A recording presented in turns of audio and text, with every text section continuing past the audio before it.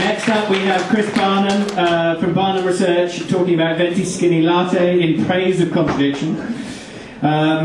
Chris has worked in research for 22 years, the last 11 as an independent qualitative researcher, intermittently writing a book on the nature of brand essence and its relationship with qualitative research. We're not doing that. He's often walking from Beachy Head to Land's End. He's got to Lyme Regis so far. Anyway, Chris, 3, 2, 1. Thank you, good evening. Right, here's a question. Venti Skinny Latte. Why, if anybody wanted a low-calorie, low-fat cappuccino or latte, why would they buy a cup the size of a bucket? So why are consumers irrational? What I want to talk about for the next 6 minutes is in praise of contradiction. There's an implicit assumption in marketing. It's something actually that no one questions. We all go into marketing believing this, that contradiction per se is a bad thing. For a brand to be successful, contradiction must be removed at all costs. I think. Keep going. So we start with the idea, really, and it's something we never even question, that marketing is a rational endeavour.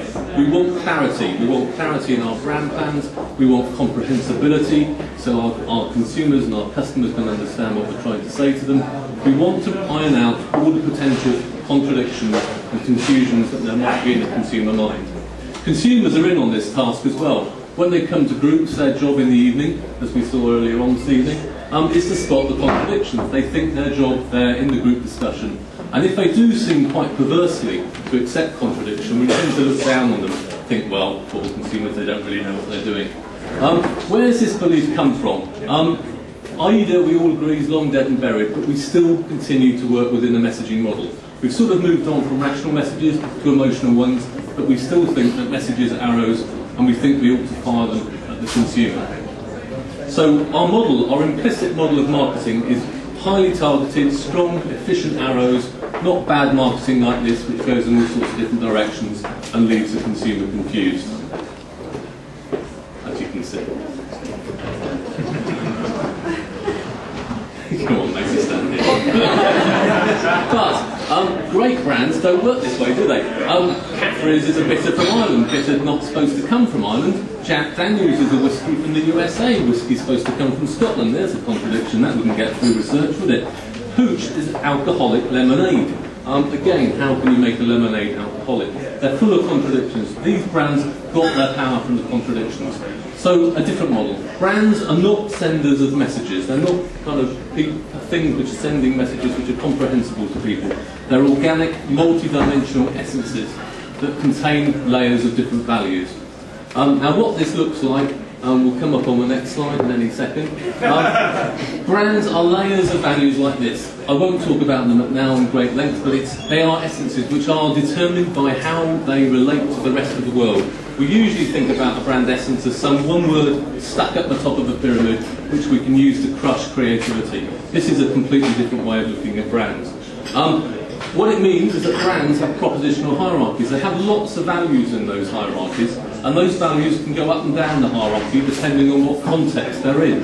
So it depends on who the consumer is and what we tend to say about them. The values can be the same, but where they go in the hierarchy is absolutely key. Brands often share values. Brands are increasingly sharing values as they get more and more like each other in lots of markets.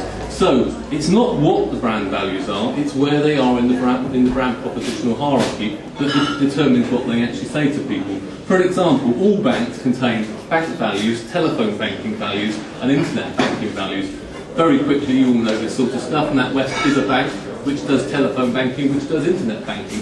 First Direct's quite different. It's a telephone bank that does internet banking. Kahoot is an internet bank that does telephone support.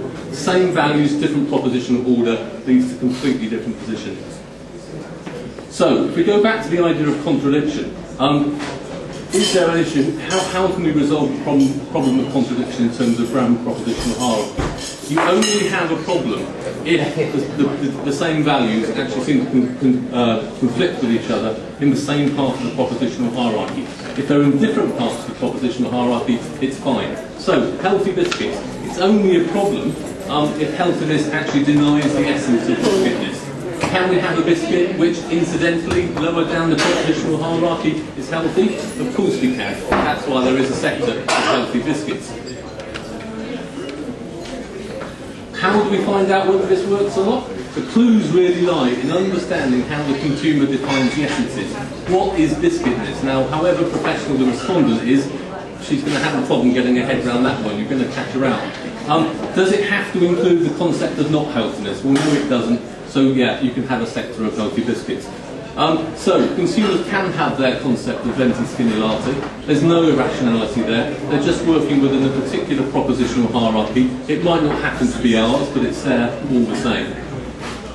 As you can see. Ooh, you're cruel, aren't you?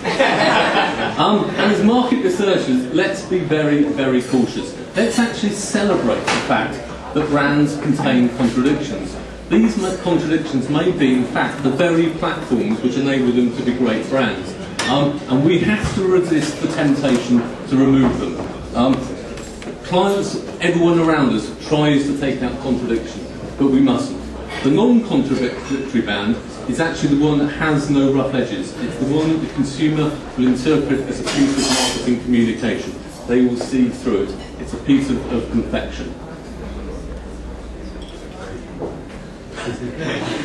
It will actually be seen for what it is, as you can see now. A beautifully honed piece of brand communication, which is therefore implicitly understood as inauthentic, not real, and a piece of marketing. Often, because clients insist on this sort of stuff, it will be called what the brand owner actually wants it to communicate, which is the very last thing it should have. And just in terms of how it ends up, it then ends up in the graveyard, which is NPD. Fontainebleau was a lager launched for women 10 years ago. John Grant wrote this about it. Hooper's Hooch was a great name, Fontainebleau was a bad one. This instantly says made up, which means inauthentic. You can see Fontainebleau coming a mile off. So my last thought, revolutionary as it is that marketing can wreck brands. Thank you very much, Chris.